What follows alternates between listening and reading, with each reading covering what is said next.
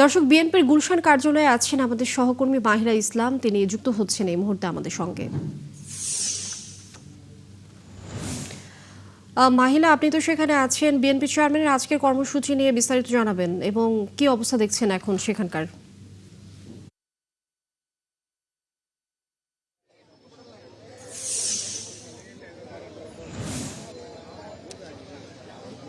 Linyi, আপনাকে ধন্যবাদ। যেমনটি বলছিলেন, গুলশান কার্যালয়ের সামনেই রয়েছি সকাল থেকেই। এখন যদি বলতে চাই, বিএনপি চেয়ারম্যান তারেক রহমানের কিছু বের হওয়ার কথা থাকলেও এখন পর্যন্ত বের হয়নি।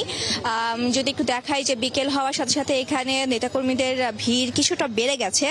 কিছুক্ষণ আগে আমরা দলীয় এক নেতা শহীদুদ্দিন চৌধুরী এনির সাথে কথা বলেছি। তিনি আমাদেরকে দলের কিছু বিষয়ে একটু শেয়ার করেছেন সংবাদ মাধ্যমে। তিনি জানিয়েছেন 17 তারিখে দ্রুত শপথ গ্রহণের মাধ্যমে কিছু আমরা যে মন্ত্রী পরিষদ থেকে ধরে এবং যেই সরকার গঠনের যে সিস্টেম বা তাদের পরিকল্পনা, সেই বিষয়গুলো আসলে তা খুব দ্রুতই দল থেকে প্রকাশ করা হবে এবং জানানো হবে যে কেমনভাবে আগামী সরকার গঠন করছে বিএনপি এবং সেই বিষয়ে কি কি চমক রয়েছে সেই বিষয়গুলো দ্রুতই জানাবে।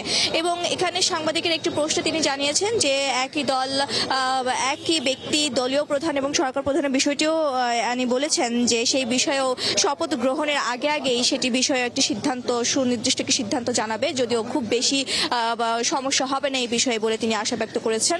এবং পাশাপাশি দেশে যে আইন শৃঙ্খলা পরিস্থিতির যে অবনতির বিষয়টি, সেই বিষয়ে তিনি বলেছেন যে 17 তারিখে দ্রুত যেহেতু শপথ গ্রহণ হচ্ছে, বেশি বিলম্বিত হয়নি, সেই ক্ষেত্রে এই আইন শৃঙ্খলা বাহিনীর পরিস্থিতি ঠিক করতে খুব বেশি কষ্ট হবে না।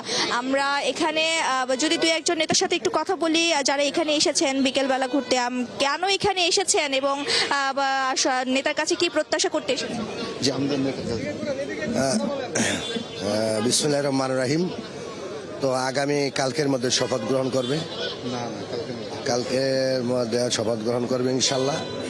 তারেক রহমান দেশের নেতার কাছে কি চাচ্ছেন, কি প্রত্যাশা এখানে এসেছেন? নেতার কাছে প্রত্যাশা শুধু আমি না, সারা বাংলাদেশের মানুষই প্রত্যাশা করছে এবং উনি প্রত্যাশা মানুষকে দিয়েছেন। উনি সারা বাংলার 18 কোটি মাটি ও মানুষের কাছে যে প্রত্যাশা দিয়েছেন, সেই প্রত্যাশা বাস্তবায়ন ইনশাল্লাহ অবশ্যই। শুনছিলেন, আসলে সাধারণ মানুষের প্রত্যাশা রয়েছে যে এত বছরের যে ত্যাগ তিতিক্ষা, সেই তিতিক্ষায় যেন একটি সুন্দর সরকার গঠন হয়, এই প্রত্যাশাই আসলে এখানে নেতাকর্মীরা রয়েছে।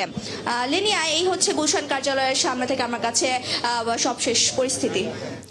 অনেক ধন্যবাদ মাহিলা ইসলাম যুক্ত হবার জন্য। দর্শক, বিএনপির গুলশান কার্যালয়ে ছিলেন আমাদের সহকর্মী মাহিলা ইসলাম, সেখানকার খবরাখবর তিনি জানাচ্ছিলেন আমাদেরকে এই মুহূর্তে।